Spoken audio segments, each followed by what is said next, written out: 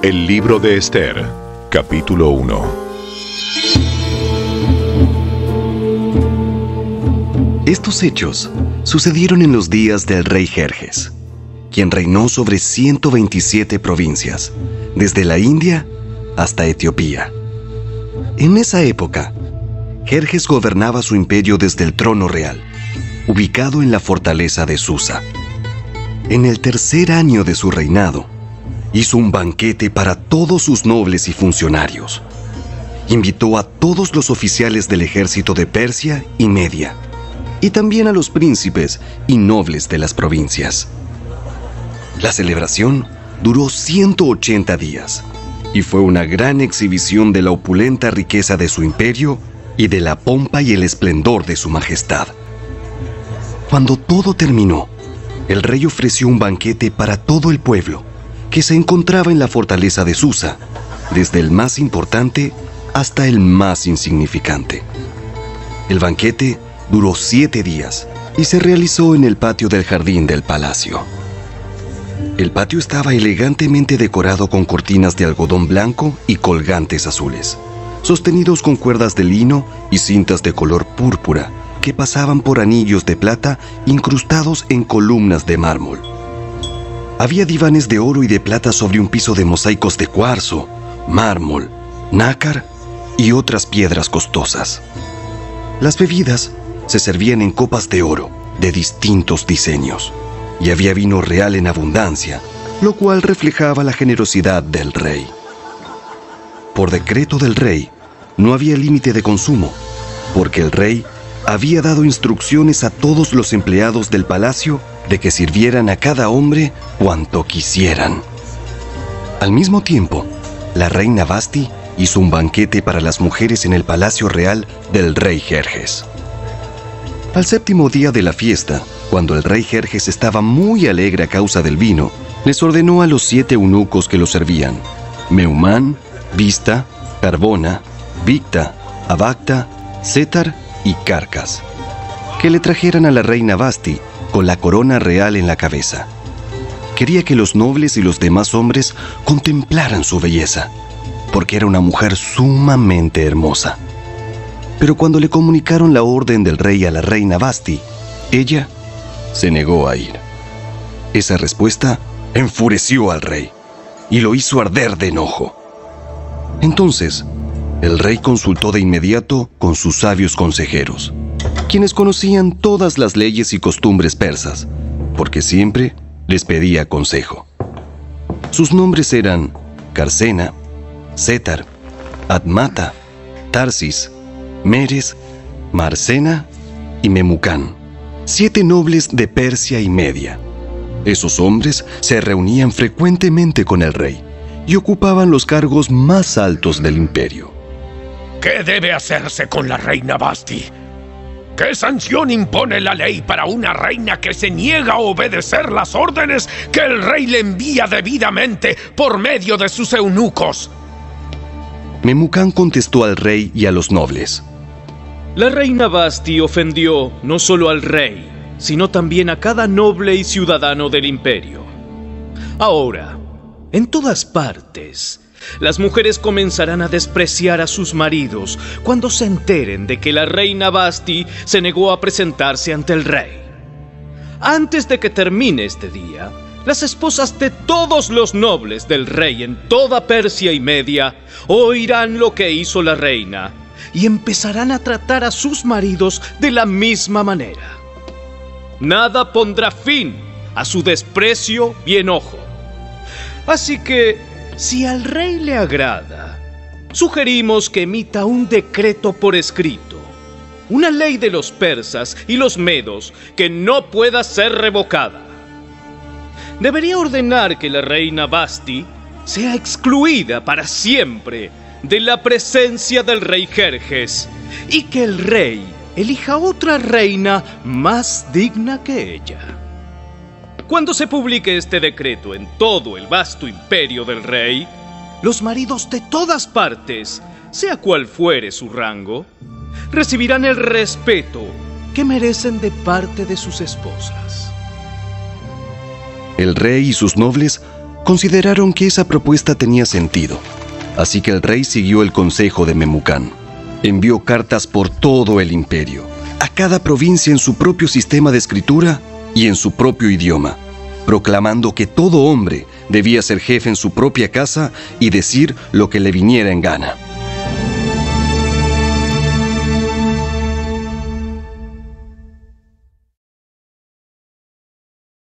Capítulo 2.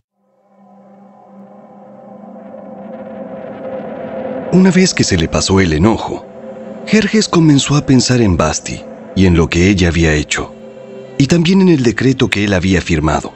Así que sus asistentes personales sugirieron lo siguiente: busquemos en todo el imperio jóvenes hermosas y vírgenes para el rey. Que el rey nombre delegados en cada provincia para que reúnan a esas hermosas jóvenes en el harén real en la fortaleza de Susa. Hegai, el eunuco del rey a cargo del harén, se ocupará de que todas ellas reciban tratamientos de belleza. Después, la joven que más agrade al rey será reina en lugar de Vasti. Al rey le pareció muy bueno ese consejo, así que decidió ponerlo en práctica. Por esos días, en la fortaleza de Susa, había un judío llamado Mardoqueo, hijo de Jair. Pertenecía a la tribu de Benjamín y era descendiente de Cis y Simei. Su familia había estado entre los que, junto con Joaquín, rey de Judá, fueron desterrados de Jerusalén y llevados a Babilonia por el rey Nabucodonosor. Mardoqueo tenía una prima joven muy hermosa y atractiva, que se llamaba Hadasa, a la cual también le decían Ester. Cuando el padre y la madre de ella murieron, Mardoqueo la adoptó, la integró a su familia y la crió como su propia hija. Como resultado del decreto del rey, Ester, junto con muchas otras jóvenes, fue llevada al harén del rey en la fortaleza de Susa y entregada al cuidado de Hegai. Hegai quedó muy impresionado con Ester y la trató con mucha amabilidad. Enseguida ordenó que le prepararan una dieta especial y se le hicieran tratamientos de belleza. También le asignó 7 doncellas escogidas especialmente del palacio del rey y la trasladó junto con ellas al mejor lugar del harén. Ester no le había revelado a nadie su nacionalidad ni su trasfondo familiar porque Mardoqueo le había ordenado que no lo hiciera. Todos los días, Mardoqueo daba un paseo cerca del patio del harén para averiguar cómo estaba Ester y qué le sucedía. Antes de ser llevada a la cama del rey, a cada joven se le hacían obligatoriamente tratamientos de belleza durante 12 meses. Los primeros 6 con aceite de mirra y los siguientes con perfumes y ungüentos especiales. Cuando llegaba el momento para presentarse en el palacio del rey, se le permitía elegir la ropa y las joyas que quisiera llevarse del harén. Esa noche la llevaban a las habitaciones privadas del rey y a la mañana siguiente la pasaban a un segundo harén, donde vivían las esposas del rey. Allí quedaba al cuidado de Sasgás, el eunuco del rey que se ocupaba de las concubinas. Jamás volvía a la presencia del rey a menos que a él le hubiera agradado de manera especial y la mandara a llamar por su nombre. Ester era hija de Abihail, tío de Mardoqueo. Mardoqueo había adoptado como hija a su prima menor, Ester. Cuando a Ester le llegó el turno de ser llevada ante el rey, ella siguió el consejo de Hegai, el eunuco encargado del harén. No pidió nada aparte de lo que él le sugirió, y todos los que la veían, la admiraban. Llevaron a Ester ante el rey Jerjes, en el palacio real, a comienzos del invierno del 7º año de su reinado. Y el rey amó a Ester más que a todas las demás jóvenes. Estaba tan encantado con ella que le puso la corona real sobre la cabeza y la declaró reina en lugar de Vasti. Para celebrar la ocasión, ofreció un gran banquete en honor de Ester a todos sus nobles y funcionarios. Decretó día de fiesta para las provincias y entregó generosos regalos a todos. Aún después de que todas las jóvenes fueron trasladadas al segundo harén y Mardoqueo fue designado oficial del palacio, Ester siguió manteniendo en secreto su trasfondo familiar y su nacionalidad. Todavía seguía los consejos de Mardoqueo, tal como cuando vivía en su casa. Cierto día, mientras Mardoqueo estaba de guardia en la puerta del rey, dos de los eunucos del rey, Bigtana y Teres, guardias que custodiaban la entrada a las habitaciones privadas del rey, se enojaron con el rey Jerjes y conspiraron para asesinarlo. Pero Mardoqueo se enteró del complot y le pasó la información a la reina Ester. Entonces ella se lo contó al rey y le dio el crédito a Mardoqueo por la noticia. Cuando se hizo la investigación y se confirmó que lo que decía Mardoqueo era cierto, los dos hombres fueron atravesados con un poste afilado. Todo el suceso quedó registrado en el libro de la historia del reinado del rey Jerjes.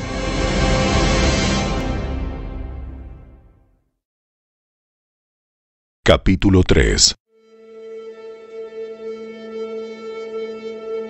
Tiempo después, el rey Jerjes ascendió a Amán, hijo de Amedata el Agageo. Lo puso por encima de todos los demás nobles y lo convirtió en el funcionario más poderoso del imperio.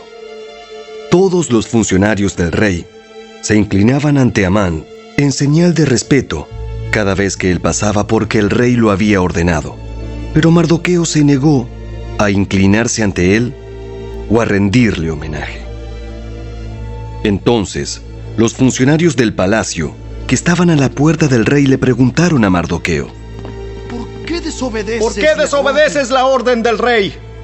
Todos los días le hablaban de lo mismo, pero aún así él se negaba a cumplir la orden. Entonces le informaron a Amán para saber si él toleraría la conducta de Mardoqueo, ya que Mardoqueo les había dicho que era judío.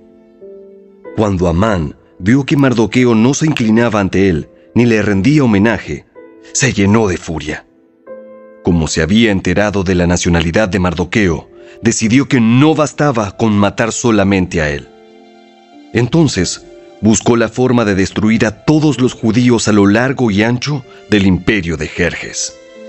Así que, en el mes de abril, durante el año 12 del reinado de Jerjes, echaron el plan a suertes en presencia de Amán. Las suertes se llamaban Purim, a fin de determinar cuál era el mejor día y mes para llevar a cabo el plan. Se escogió el día 7 de marzo, casi un año después. Luego, Amán se acercó al rey Jerjes y le dijo: Hay cierta raza dispersada por todas las provincias del imperio que se mantiene aislada de todas las demás. Tienen leyes diferentes de los demás pueblos y se niegan a obedecer las leyes del rey. Por lo tanto, no conviene a los intereses del rey que ese pueblo siga con vida. Si al rey le agrada, emita un decreto para destruirlos, y yo donaré 10,000 bolsas grandes de plata a los administradores del imperio para que los depositen en la tesorería del reino.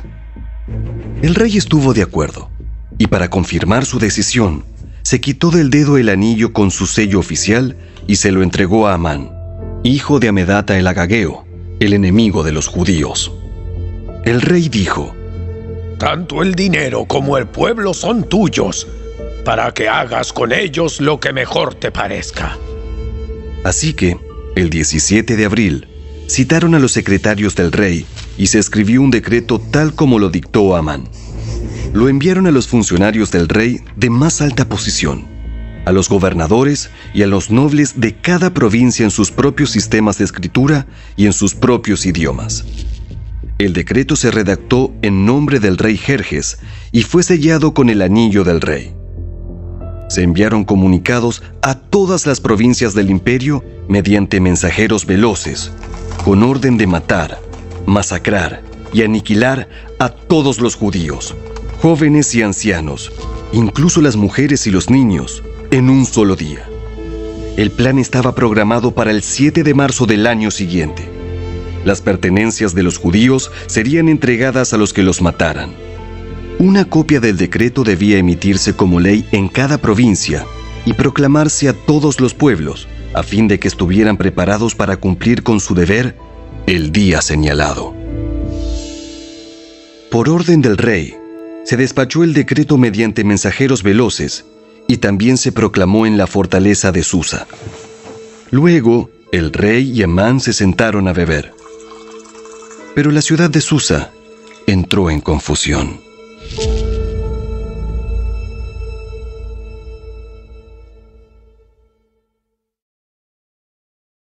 Capítulo 4.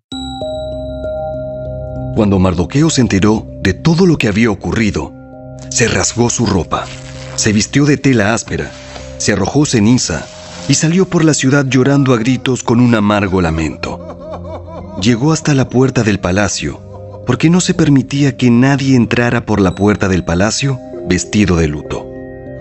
A medida que la noticia del decreto real llegaba a todas las provincias, había más duelo entre los judíos. Ayunaban, lloraban y se lamentaban, y muchos se vestían con tela áspera y se acostaban sobre ceniza. Cuando las doncellas y los eunucos de la reina Ester se le acercaron y le contaron lo de Mardoqueo, ella se angustió profundamente. Le envió ropa para reemplazar la tela áspera, pero él la rechazó. Luego, Ester llamó a Atac, uno de los eunucos del rey que había sido designado como su asistente. Le ordenó que fuera a ver a Mardoqueo y averiguara qué era lo que le preocupaba y por qué estaba de luto. Entonces Atac salió a buscar a Mardoqueo a la plaza, frente a la puerta del palacio. Mardoqueo lo puso al tanto de todo lo que había pasado. Hasta le dijo el monto exacto de dinero que Amán había prometido depositar en la tesorería del reino para la destrucción de los judíos. Mardoqueo le entregó a Atac una copia del decreto emitido en Susa, que ordenaba la muerte de todos los judíos. Le pidió a Atac que se lo mostrara a Ester y le explicara la situación. También le pidió a Atac que la exhortara a presentarse ante el rey para suplicarle compasión e interceder a favor de su pueblo. Así que Atac volvió a Ester con el mensaje de Mardoqueo. Entonces Ester le ordenó a Atac que volviera a ver a Mardoqueo y le diera el siguiente mensaje. Todos los funcionarios del rey e incluso la gente de las provincias saben que cualquiera que se presenta ante el rey en el patio interior sin haber sido invitado está condenado a morir, a menos que el rey le extienda su cetro de oro, y el rey no me ha llamado a su presencia en los últimos 30 días. Así que a Atac le dio el mensaje de Ester a Mardoqueo. Mardoqueo le envió la siguiente respuesta a Ester. No te creas que por estar en el palacio escaparás cuando todos los demás judíos sean asesinados. Si te quedas callada en un momento como este, el alivio y la liberación para los judíos surgirán de algún otro lado, pero tú y tus parientes morirán. ¿Quién sabe si no llegaste a ser reina precisamente para un momento como este? Entonces, Ester envió la siguiente respuesta a Mardoqueo. Ve y reúne a todos los judíos que están en Susa y hagan ayuno por mí. No coman ni beban durante 3 días, ni de noche ni de día. Mis doncellas y yo haremos lo mismo. Entonces, aunque es contra la ley, entraré a ver al rey. Si tengo que morir, moriré. Así que Mardoqueo se puso en marcha e hizo todo tal como Ester le había ordenado.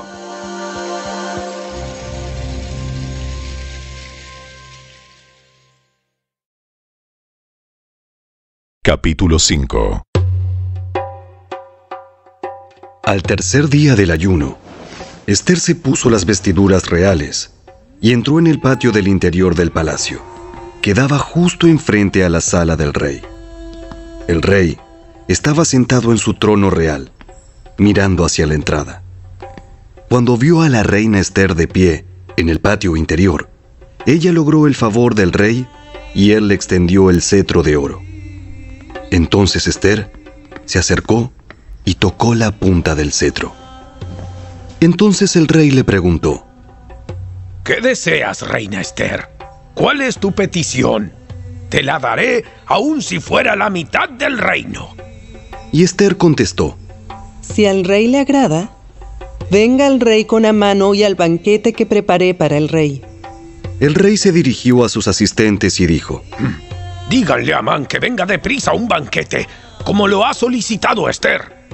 Así que el rey y Amán fueron al banquete preparado por Esther. Mientras bebían vino, el rey le dijo a Esther: Ahora dime lo que realmente quieres. ¿Cuál es tu petición? Te la daré, aun si fuera la mitad del reino. Esther contestó: Mi petición y mi más profundo deseo es que, si he logrado el favor del rey, y si al rey le agrada conceder mi petición y hacer lo que le pido, le ruego que venga mañana con Amán al banquete que prepararé para ustedes. Entonces explicaré de qué se trata todo este asunto. Amán salió muy contento del banquete. Sin embargo, cuando vio a Mardoqueo sentado a la puerta del palacio y que no se puso de pie ni tembló de miedo ante su presencia, se enfureció mucho. No obstante, se contuvo y se fue a su casa. Luego, Amán reunió a sus amigos y a Zeres, su esposa, y se jactó ante ellos de su gran riqueza y de sus muchos hijos. Hizo alarde de los honores que el rey le había dado y de la forma en que lo había ascendido por encima de todos los otros nobles y funcionarios. Amán también añadió: Y eso no es todo. La reina Esther nos invitó exclusivamente al rey y a mí a un banquete que preparó para nosotros. Y me invitó a cenar mañana nuevamente con ella y con el rey. Sin embargo, todo eso no vale nada mientras vea al judío Mardoqueo sentado allí, a la puerta del palacio. Entonces Zeres, la esposa de Amán, y todos sus amigos sugirieron: Levanta un poste afilado. Levanta un poste afilado que mida 23 metros de altura. Y mañana por la mañana, pídele al rey que atraviese a Mardoqueo en el poste. Después de eso, podrás seguir alegremente tu camino al banquete con el rey. A Amán le gustó la idea y ordenó que colocaran el poste.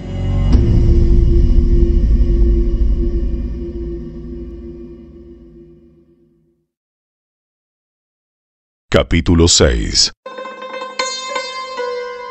Esa noche, el rey no podía dormir. Entonces ordenó a un asistente que le trajera el libro de la historia de su reino para que se lo leyeran. En los registros, descubrió el relato de cuando Mardoqueo informó del complot que Bigtana y Teres, dos de los eunucos que cuidaban la puerta de las habitaciones privadas del rey, habían tramado para asesinar al rey Jerjes. ¿Qué recompensa o reconocimiento le dimos a Mardoqueo por este acto? Sus asistentes contestaron: Nunca se ha hecho nada. ¿Quién está en el patio exterior? Resulta que Amán acababa de llegar al patio exterior del palacio para pedirle al rey que atravesara a Mardoqueo en el poste que había preparado. Entonces, los asistentes contestaron al rey: Es Amán el que está en el patio. Amán. Háganlo pasar. Entonces, Amán entró y el rey dijo: ¿Qué debo hacer para honrar a un hombre que verdaderamente me agrada? Amán pensó para sí: ¿A quién querría honrar el rey más que a mí? Así que contestó: Si el rey desea honrar a alguien, debería sacar uno de los mantos reales que haya usado el rey y también un caballo que el propio rey haya montado. Uno que tenga un emblema real en la frente. Que el manto y el caballo sean entregados a uno de los funcionarios más nobles del rey y que esta persona se asegure de que vistan con el manto real al hombre a quien el rey quiere honrar y lo paseen por la plaza de la ciudad en el caballo del rey. Durante el paseo, que el funcionario anuncie a viva voz: Esto es lo que el rey hace a quien él quiere honrar. ¡Perfecto! ¡Rápido! Lleva mi manto y mi caballo y haz todo lo que has dicho con Mardoqueo, el judío que se sienta a la puerta del palacio. No pierdas ni un detalle de lo que has sugerido. Entonces Amán tomó el manto y se lo puso a Mardoqueo. Lo hizo montar el caballo del rey y lo paseó por la plaza de la ciudad, gritando: Esto es lo que el rey hace a quien él quiere honrar. Después, Mardoqueo regresó a la puerta del palacio, mientras que Amán se apresuró a volver a su casa desalentado y totalmente humillado. Cuando Amán le contó a su esposa, Ceres, y a todos sus amigos lo que había sucedido, sus sabios consejeros y su esposa dijeron: ya que Mardoqueo, este hombre que te ha humillado, es de origen judío, jamás tendrás éxito con tus planes contra él. Oh, será tu ruina seguir oponiéndote a él. Mientras estaban hablando, llegaron los eunucos del rey y enseguida se llevaron a Amán al banquete que Ester había preparado.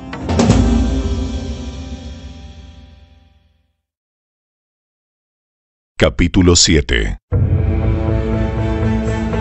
Entonces el rey y Amán fueron al banquete de la reina Ester. En esta segunda ocasión, mientras bebían vino, el rey volvió a decir a Ester: dime lo que desees, reina Ester. ¿Cuál es tu petición? Yo te la daré, aun si fuera la mitad del reino. La reina Ester contestó: si he logrado el favor del rey, y si al rey le agrada conceder mi petición, pido que mi vida y la vida de mi pueblo sean libradas de la muerte.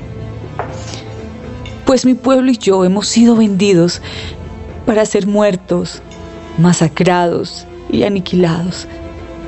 Si solo nos hubieran vendido como esclavos, yo me quedaría callada, porque sería un asunto por el cual no merecería molestar al rey. ¿Quién sería capaz de hacer semejante cosa? ¿Quién podría ser tan descarado para tocarte a ti?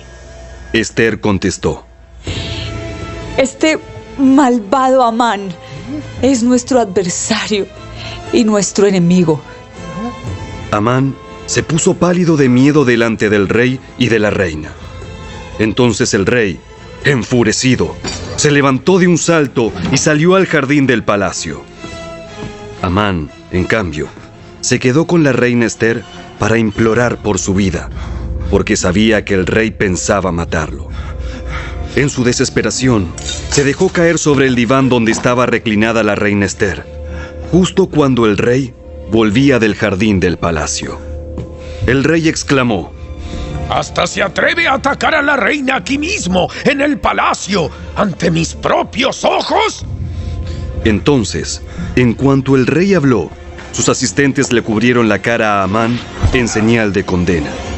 Luego, Arbona, uno de los eunucos del rey, dijo: Amán ha levantado un poste afilado de 23 metros de altura en el patio de su casa. Tenía pensado utilizarlo para atravesar a Mardoqueo, el hombre que salvó al rey de ser asesinado. ¡Que atraviesen a Amán en ese poste! Entonces, atravesaron a Amán con el poste que había levantado para Mardoqueo. Y la furia del rey se calmó.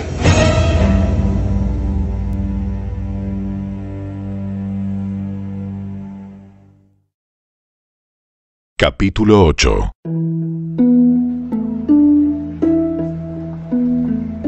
Ese mismo día, el rey Jerjes entregó a la reina Ester las propiedades de Amán, el enemigo de los judíos. Luego, llevaron a Mardoqueo ante el rey, porque Ester le había contado al rey el parentesco que había entre ellos. El rey se quitó el anillo con su sello oficial, el cual había recuperado de Amán, y se lo dio a Mardoqueo. Y Ester nombró a Mardoqueo como encargado de las propiedades de Amán. Luego Ester volvió a presentarse ante el rey, cayó a sus pies y le suplicó con lágrimas que detuviera el plan siniestro que Amán, el agageo, había conspirado contra los judíos. Nuevamente el rey extendió su cetro de oro hacia Ester, de modo que ella se levantó y permaneció de pie delante de él. Ester dijo: si al rey le place y yo he logrado su favor, y si al rey le parece correcto y yo le resulto agradable, que se emita un decreto que anule las órdenes de Amán, hijo de Amedata, el agageo, quien ordenó la destrucción de los judíos en todas las provincias del rey. Pues, ¿cómo podría soportar ver a mi pueblo y a mi familia ser masacrados y destruidos? Entonces el rey Jerjes dijo a la reina Ester y a Mardoqueo, el judío: le he dado a Ester las propiedades de Amán. a quien atravesaron en un poste porque trató de destruir a los judíos. Ahora envíen un mensaje a los judíos en nombre del rey, que exprese lo que ustedes quieran y séllenlo con el anillo del rey. Sin embargo, recuerden que todo lo que ya se ha escrito en nombre del rey y lo que se ha sellado con su anillo jamás puede ser revocado. Así que, el 25 de junio, reunieron a los secretarios del rey y se escribió un decreto tal como Mardoqueo lo dictó.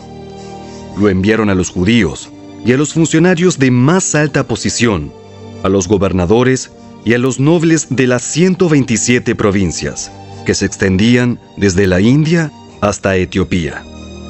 Este decreto se escribió en los propios sistemas de escritura y en los propios idiomas de cada pueblo del imperio, incluido el de los judíos.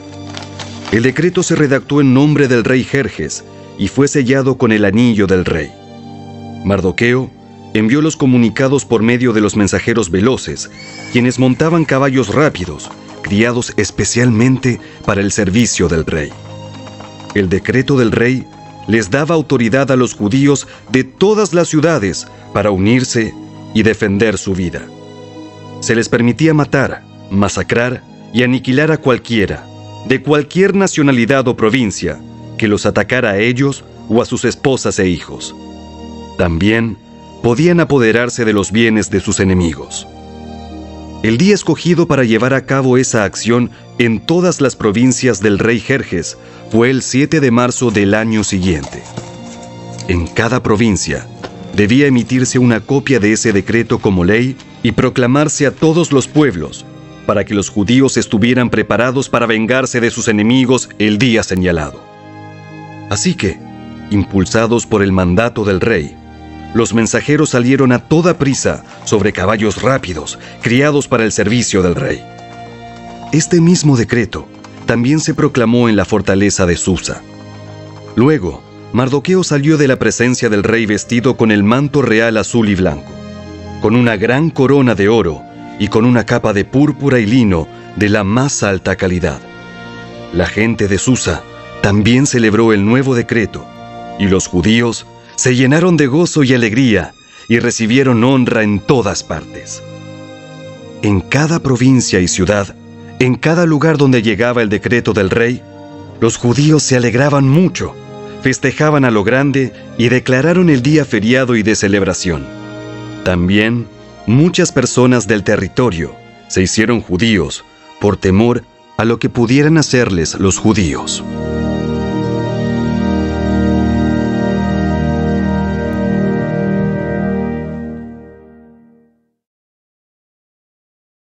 Capítulo 9.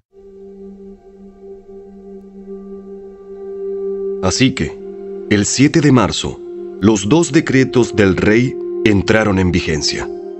Ese día, los enemigos de los judíos tenían la esperanza de dominarlos, pero ocurrió todo lo contrario. Fueron los judíos quienes dominaron a sus enemigos. Los judíos se reunieron en sus ciudades, en todas las provincias del rey, para atacar a todo el que intentara hacerles daño. Pero nadie pudo hacerles frente porque todos les tenían miedo. Además, todos los nobles de las provincias, los funcionarios de más alta posición, los gobernadores y los funcionarios reales ayudaron a los judíos por temor a Mardoqueo, pues a Mardoqueo lo habían ascendido a un alto cargo en el palacio del rey, y su fama se extendía por todas las provincias a medida que se hacía más y más poderoso. Así que, el día señalado, los judíos hirieron de muerte a sus enemigos a filo de espada. Mataron y aniquilaron a sus enemigos e hicieron lo que quisieron con quienes los odiaban. En la propia fortaleza de Susa, los judíos mataron a 500 hombres. También mataron a Parsandata, a Dalfón, a Aspata, a Porata, a Adalía, a Aridata, a Parmasta, a Arisai, a Aridai y a Baisata, los 10 hijos de Amán, hijo de Amedata, el enemigo de los judíos, pero no se quedaron con ninguna de sus pertenencias. Ese mismo día, cuando se le informó al rey el número de muertos en la fortaleza de Susa, hizo llamar a la reina Ester y le dijo: Los judíos mataron a 500 hombres solo en la fortaleza de Susa, además de los 10 hijos de Amán. Si aquí hicieron eso, ¿qué habrá pasado en el resto de las provincias? Ahora bien, ¿qué más quieres? Te será concedido. Dímelo y lo haré. Ester contestó: Si al rey le agrada que a los judíos de Susa se les dé permiso para hacer mañana lo que hicieron hoy, y que los cuerpos de los 10 hijos de Amán sean atravesados en un poste. El rey estuvo de acuerdo, y el decreto se hizo público en Susa. Atravesaron los cuerpos de los 10 hijos de Amán. Luego, el 8 de marzo, los judíos de Susa se reunieron y mataron a 300 hombres más, y otra vez tampoco se quedaron con ninguna de sus pertenencias. Mientras tanto, los demás judíos en todas las provincias del rey se reunieron para defender su vida. Quedaron aliviados de todos sus enemigos, al matar a 75,000 de los que los odiaban. Pero no se quedaron con ninguna de sus pertenencias. Eso ocurrió en todas las provincias el 7 de marzo, y el día 8 descansaron para celebrar su victoria con un día de fiesta y alegría. Los judíos de Susa mataron a sus enemigos el día 7 de marzo, continuaron el 8, y luego el día 9 descansaron, y lo designaron su día de fiesta y alegría.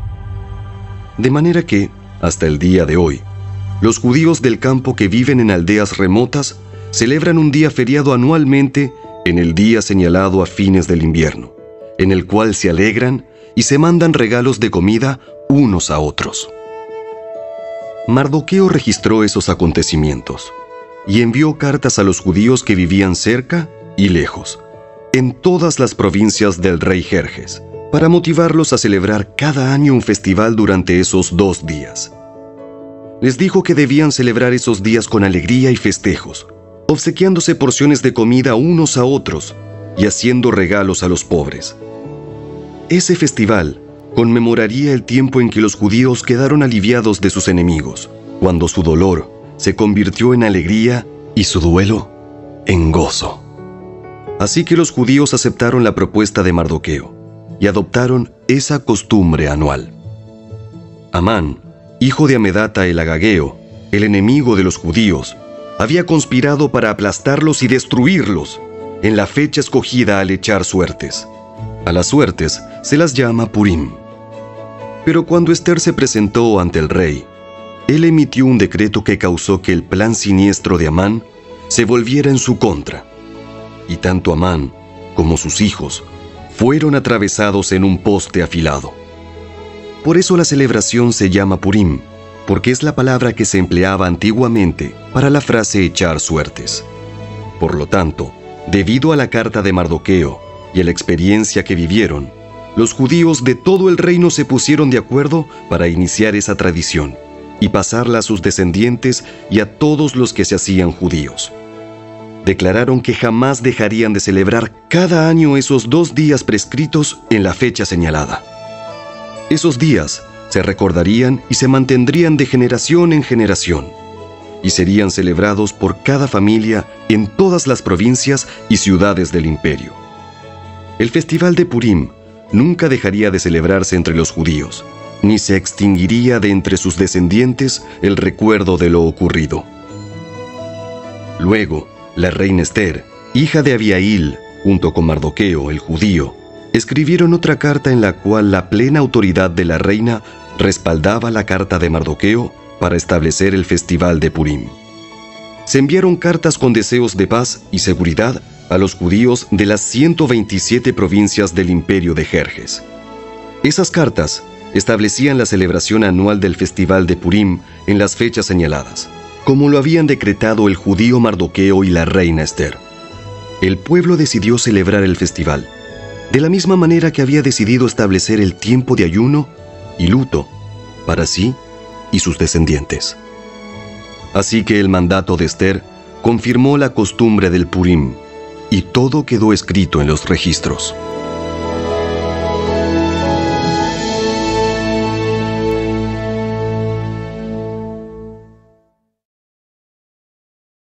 Capítulo 10. El rey Jerjes impuso un tributo en todo su imperio, incluso hasta las costas lejanas. Sus grandes logros y el relato completo de la grandeza de Mardoqueo, a quien el rey había ascendido, están registrados en el libro de la historia de los reyes de Media y Persia.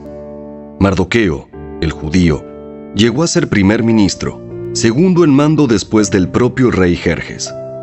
Fue un hombre muy importante entre los judíos, de gran estima ante ellos, porque siguió actuando a favor de su pueblo y defendiendo el bienestar de todos sus descendientes.